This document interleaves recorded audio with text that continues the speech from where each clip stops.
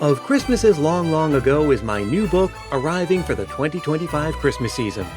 Find out what Christmas was like centuries ago. Sneak preview, it was weird and spooky and rowdy, kind of gross sometimes. Find it wherever books are sold in hardcover from Lions Press and audiobook from Recorded Books. It's Christmas as you've never seen it before, and it makes a great gift.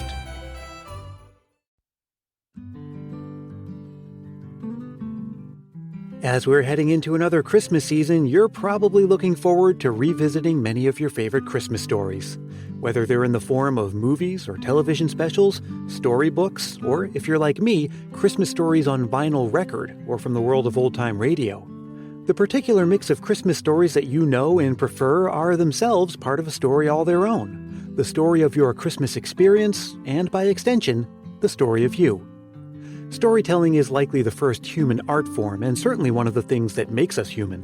Researchers have even been able to show that over the millennia, the human brain has adapted to understand and store information in narrative form. More than mere entertainment or escapism, stories are literally how we think and how we understand the world and each other and ourselves.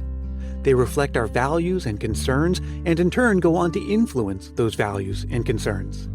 So it follows naturally that our Christmas stories and how they've changed over time can serve as a sort of lens through which we can view various parts of our history. 19th century American history, for example. And in today's episode, that's exactly what we're doing. I'm Ryan Earl. This is Christmas Past.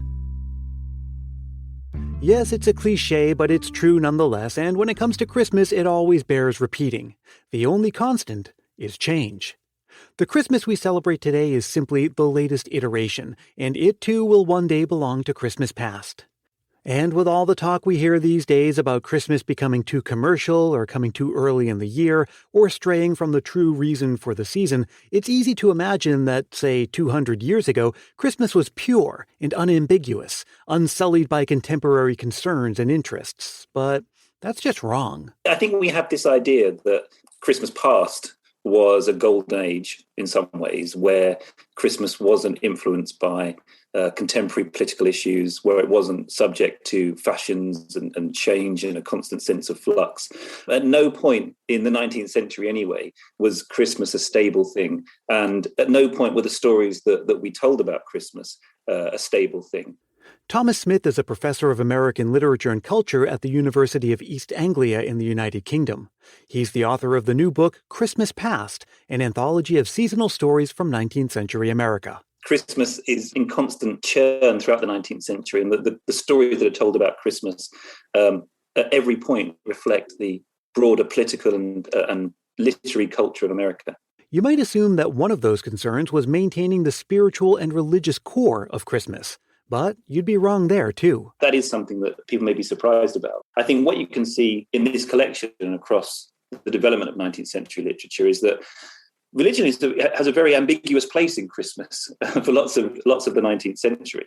There are plenty of religious Americans who don't celebrate Christmas in the early 19th century and who actually are very suspicious of Christmas as a celebration. And I think it's only when you really get into the late 19th century that popular literature starts to actually reflect a new sense of a relationship between religion and Christmas. So what do we find in the Christmas stories of the 19th century? And what does it tell us about ourselves and how the Christmas celebration has evolved? In the antebellum era, whether that's questions of slavery, the experiences of the enslaved during Christmas time, and other abolitionists attempting to point out the wrongs of slavery. And that goes through the Civil War. Again, the Civil War absolutely is reflected in American Christmas stories. It becomes a very partisan event at that point in American life. That partisanship came in the form of various political factions attempting to align with Christmas, and with different regions hoping to claim Christmas as their own. At the same time that Christmas becomes quite closely associated with the abolition movement, at the same moment that people who are enslaved, who escape from slavery, people like Frederick Douglass, of course, most famously, and who tell their life story, that they also use Christmas as a way to critique slavery and to point out the hypocrisies of the slaveholding South. At that moment, the South itself also tries to establish the idea that it really is the true home of Christmas in America. Of course, in the North, there's the Puritan legacy. So there's still a suspicion around Christmas for a large part of the 19th century. And so the South tries to say that we had Christmas first and we do Christmas best still. Famous Southern writer from the antebellum years called William Gilmore Simms writes a number of early Christmas stories in which he features plantations, Christmas celebrations within the South, and makes those kind of arguments. And they circulate quite widely. They circulate in the North as well as the South. They're published in Godey's Ladies' Book, for example, which is probably the biggest publication of the antebellum era. That rivalry between North and South even takes the form of seemingly more trivial arguments like who is the official Christmas gift bringer. In the North, Santa Claus, St. Nicholas, establishes himself very early. But in the South, you get writers both before and after the Civil War claiming that Father Christmas visits the South, and he really is the true spirit of Christmas. So even that has a partisan element to it. This period and the stories it produced are reflected in Professor Smith's book, with stories and excerpts from Harriet Beecher Stowe, Frederick Douglass, and Louisa May Alcott, among several others. After which, we take a tour through post-war America, where the Christmas stories we see, from writers like Bret Harte, Rebecca Harding Davis, and Henry James, are wrapped up with a broader American literary migration away from the romance and sentiment of the antebellum era to a new vein of literary realism. And that's one of the things I was fascinated about when I was researching this book, is the degree to which Christmas has a major role to play in that. So, for example, probably the most famous literary critic in American life in the late 19th century is William Dean Howells. And when he's trying to formulate a new vision for American literature, he spends a lot of time thinking about Christmas. And for him, the ubiquity of the Christmas story is a problem. As far as he's concerned, that Dickens did what he did, and that was fine.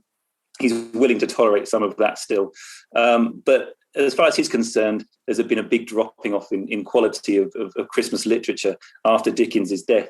And so he's trying to push American writers to either move away from the Christmas story or to try and imbue the Christmas story that they write for periodicals and magazines every year with a new sense of literary realism, a new attention to the lives of Americans. And we can trace that really through the rest of the late 19th century. I've got some local colour writers in there, as they're called, like Mary Wilkins Freeman, who uses the Christmas story, I think, to give a kind of subtle feminist critique in the story that's in his collection, Christmas Jenny. And then you get writers like Pauline Hopkins and Charles Alexander Eastman, who are using the Christmas story to negotiate their place as Americans, whether that's Black Americans or Native Americans, and to think through the ways in which the Christmas story both is inclusive and often exclusive of people as well. So you get people challenging that narrative as well. And Professor Smith's book finishes out the 19th century with more stories further illustrating the various ways that Christmas is used as a point of protest. Whether that's from Black writers like Pauline Hopkins, who's in this collection, pushing back against the Southern narrative of Christmas, or whether it's from a Jewish writer like Abraham Kahan, who uses Christmas as a way to think through the experiences of Jewish immigrants, or whether it's from someone like Charles Alexander Eastman, who's a Native American and who is present in the aftermath of the massacre at Wounded Knee, which happens at Christmas time. Let's fast forward to present day. Take a look at the Christmas stories we produce now. It would seem that the majority of new Christmas stories fall into one of two categories: romances and children's stories. Given all the ground we've just covered, you might get the impression that we've hit a rut, possibly even stopped evolving altogether story-wise, opting for telling the same kinds of stories that are bankable and efficient to mass produce.